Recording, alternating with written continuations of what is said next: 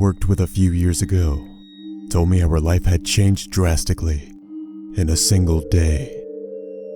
She went from having a decent job with a happy family to being a depressed alcoholic, from an office high in the sky in different buildings to being a cleaner. Before all of that, she had planned to move to Spain with her husband and young daughter. She had a great job lined up out there, and life seemed to be set for the three of them. The plan was her husband and daughter would fly over first, and she would fly over a week or two later. She was finishing her old job later than planned, but would meet them at their brand new house. Her husband called her on the day he arrived. He said the house was lovely, and the furniture had just come in by ferry. Their daughter loved their new home, as they were worried about how she would adjust. They continued their conversation for an hour or so. Then that was the last time she ever heard from him. After a few days of her calls going unanswered, she called the police. The constant ringing would drive her mad with worry, until she received a phone call back from the police. Authorities had found her husband and daughter dead in their new home. Autopsy showed it was carbon monoxide poisoning. It's so scary to think how fast your life can change.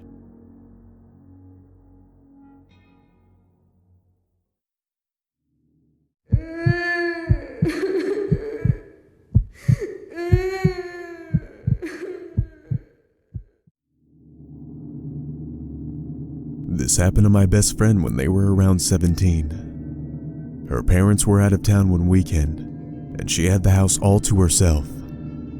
She went about her business having dinner, watching TV, the usual. Throughout the night, she had the weirdest feeling though. Her anxiety was at an all-time high, and her nerves were through the roof. She made herself some hot tea, and laid in bed watching TV to forget it. As she was trying to relax, she heard her closet door slowly creak open. Her back was to the closet, so she pretended to be asleep, hoping it was all in her head. She then heard heavy footsteps, and the sound of a man's voice grumbling something. She could barely understand him, but she could smell the alcohol in his breath. The stench of the man hit her nose as he stepped toward the edge of the bed she was on. Her heart began to pound as he approached the bedside that she was facing. The man softly stroked her hair and then her face. What was he going to do to her? She wondered as she tried not to cry. Then he just left. His heavy footsteps slowly walked away, and she heard him walk out the back door. She immediately called her boyfriend as she ran to her window to see the man in the backyard walking away. She told her boyfriend to come over. Then she called her parents, then the police, all while the man stumbled into the darkness of the woods behind their backyard. After the investigation, the police found out the man was getting inside of the house in an unused doggy door. They didn't have a dog and never got the door secured. The man who hid in the closet had been living in a tent in a forest area near the neighborhood. He had been there for months, creeping on her. The police found a ton of surveillance footage of her sleeping, and pieces of her clothes and other items. The man had been recording her, photographing her, and essentially making a shrine of her in his tent.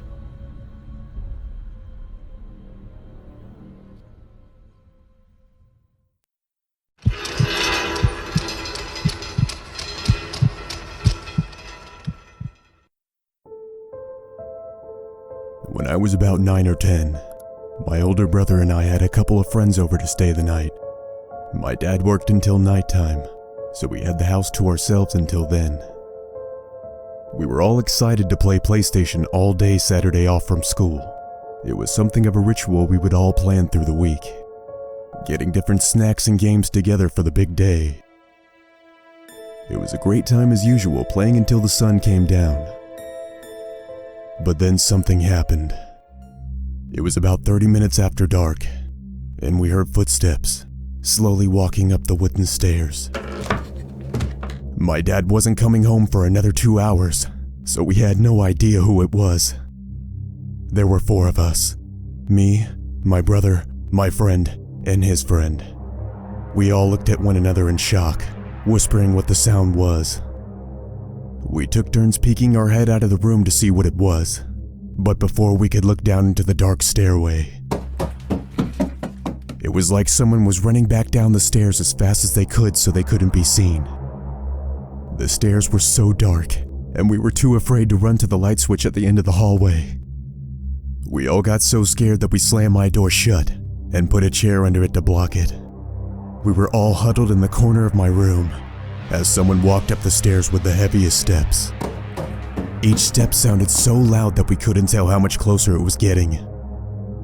We were trying not to cry, but we were whimpering in our fears of what it would do to us when it busted in.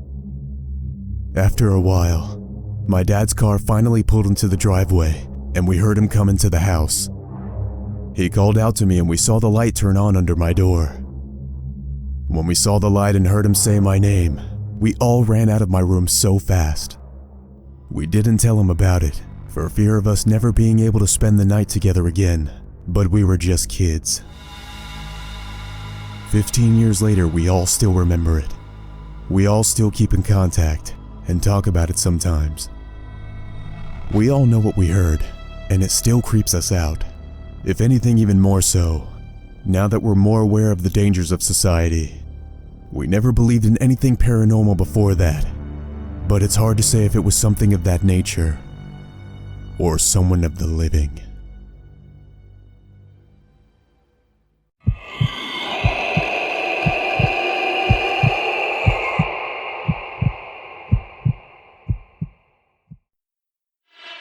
I never went on any of those live webcam chat sites before, but one day I decided to check out chat roulette.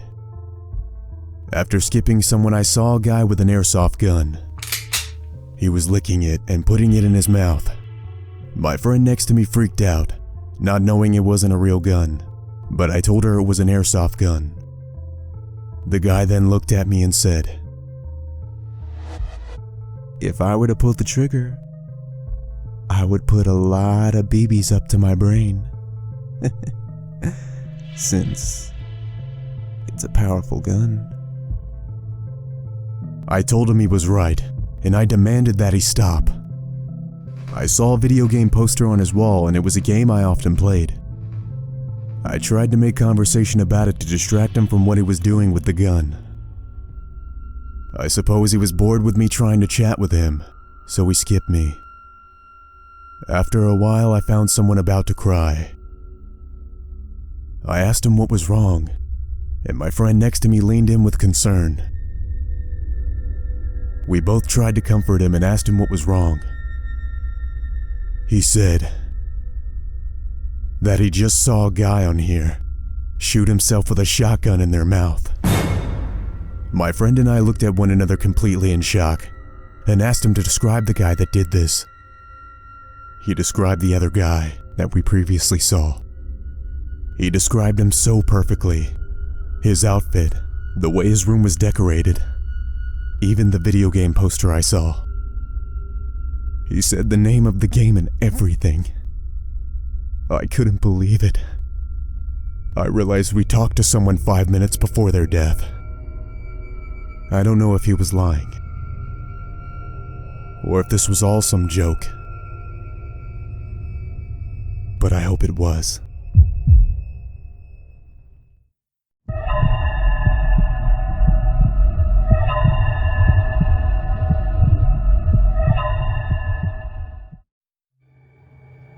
I was 25 at the time, and my younger brother Dante was 19.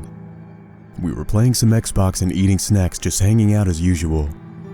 It was a Saturday night in the middle of summer around 2009. We lived in a quiet neighborhood, and people often kept to themselves. Nobody got into your business, and we lived in that house for years since childhood. Nothing ever happened in our neighborhood out of the ordinary. Until one night. That night in particular would grow to haunt me and my brother to this day. After a few hours of gaming in my room, it was like 3 in the morning and Dante wanted to get up and stretch. He went downstairs to grab some water and more snacks. Then suddenly, he comes running back up the stairs. He locks the door and is freaking out completely. I look at him confused and I bark at him. "Bro, what's wrong with you?" He looks at me with the most pale, ghost white face and says something that makes me shake. He said there was a guy downstairs with his hands cuffed around the window to peer inside. His eyes were wide, and he had a huge smile on his face, grinning from ear to ear. We both freaked out, and panic overtook us. We then heard 5 knocks coming from the front door of the house. We froze in our tracks and slowly backed away from the door. I grabbed a baseball bat from under my bed, and my brother grabbed a golf club from the closet. We were prepared to defend ourselves if we had to. He knocked at least 30 times, then just stopped. I told Dante to get my cell phone and dial 911. He did, and they said they were sending officers immediately. We were on the phone when we heard screaming from the backyard. We looked out of my bedroom window to see the man standing there grinning. He had the sickest huge smile that absolutely creeped us out. He was just standing there staring at us, just smiling. Then he ran full sprint into the back door of the house. We told the dispatch officer he was trying to break in, and she tells the units to step it up. The man is almost breaking in, and finally, we hear sirens closing in on the house. The man tries to make a run for it, but is tackled by police out front. Turns out, he was a tweaker looking for a quick fix. I was so glad that we were alive and not hurt. But I still have nightmares of that guy's creepy smile.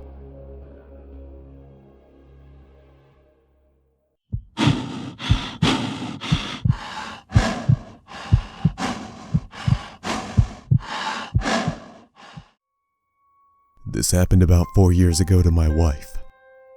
While driving home alone at night, she was coming home from her parents' house in the back roads of Ohio. It was about midnight, and she had to take a different way home due to road construction. Her GPS took her on a detour down a single long dark road that would take an extra 30 minutes. About halfway down this creepy road, there was a slight curve she had to make. Something told her to slow down on this curve. As she did, she saw something in the middle of the road. She said she thought it was a deer at first, but quickly realized it was something else. She said it was tall, taller than her car, but standing on all fours.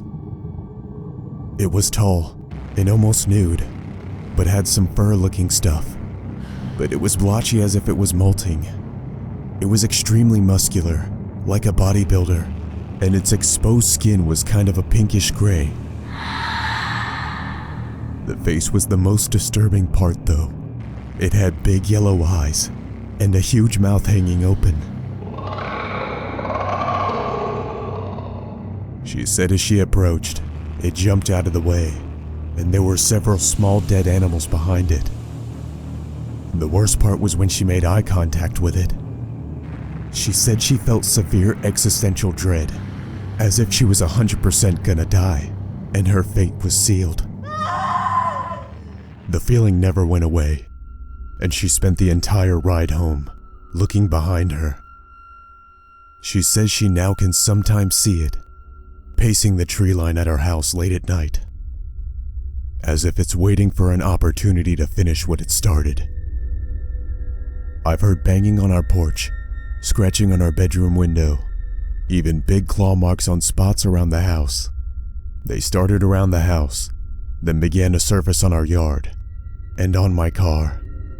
The worst part is, our 2-year-old cat went missing a few weeks ago after we let her out one day. My wife is so scared to even look outside at night, and is convinced if she sees its eyes again, she will die. What is this thing she saw? We wonder if there's anything we can do, but we fear we might deal with this forever. We bought cameras to install around the yard to see if we find anything, but I don't know what good it will do, as we don't really want to see it again at all.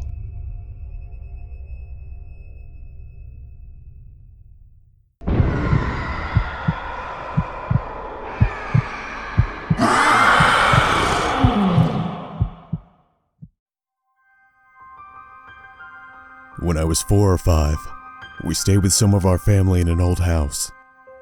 Because there were so many people, I usually slept with either my mom or my sister.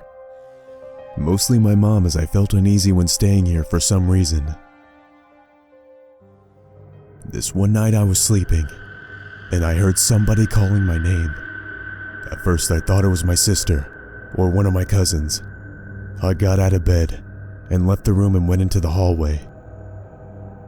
It was always dimly lit at night, in case anyone ever had to go to the bathroom. I looked down the hall to the rooms my sister and my cousins were in, but their doors were closed. I didn't see any lights peeking from under their doors, so they couldn't have called me.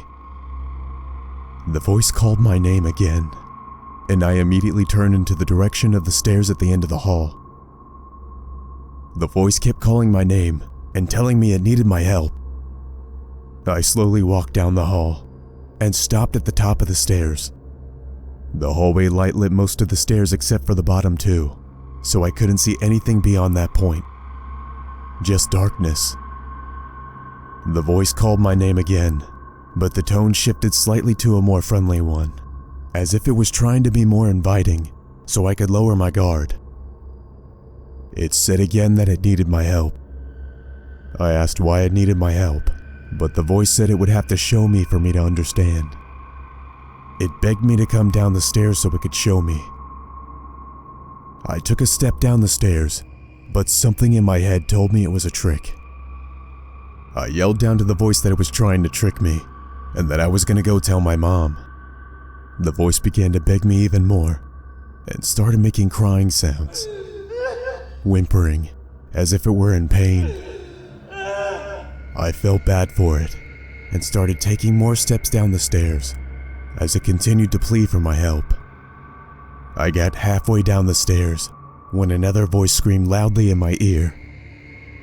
Don't take another step. If you do, it will take you, and you won't be able to come back. I immediately stopped, and was frozen where I was. The voice at the bottom of the steps asked me why I stopped, telling me to keep coming. I yelled no, and told it I knew it was trying to take me away. I turned to run up the steps, then the voice under the steps let out a loud growl. The growl was filled with anger and frustration. I was only able to move up one more step before hands materialized coming up from the step I was on. The hands grabbed my ankles and tried to pull me into the solid wooden stairs. I tried screaming for it to let me go, and tried to beat the hands with my little fists, but it only got stronger. I felt as if it were starting to pull me into the stairs. I was shouting for my mom, and begging for it not to take me. All of a sudden, I felt the hands around my waist begin to pull me up away from the hands. I looked up and saw a being was with me. It formed out of somewhat a smoky state, until it became as solid as me. It was levitating in the air as it reached down, and had its arms around me. I clung to the being, knowing my life depended on it, as it pulled me away from the stairs. I'm not sure how long the tug-of-war lasted, but I remember the voice under the stairs, growling and getting louder with frustration. I remember crying and begging it not to let the voice under the stairs take me. Eventually, the being was able to free me from the hands.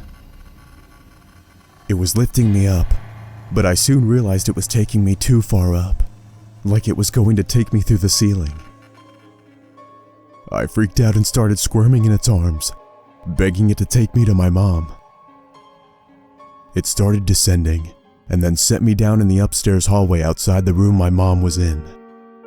I busted through the door in tears and woke her up trying to tell her about it all. She could barely understand me because I was crying so hard and said it must have been a bad dream. She held me until I fell asleep, but I brought it up again at breakfast. She again tried to dismiss it as a bad dream, and maybe it was. But I remember other members of my family the next morning saying they heard what sounded like yelling in the hallway and even asked if there was a dog in the house because they heard growling downstairs.